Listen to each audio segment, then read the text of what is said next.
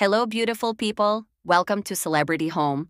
Ang video ni Sarina, anak ni Jong Hilario, ay talagang puno ng saya at ligaya.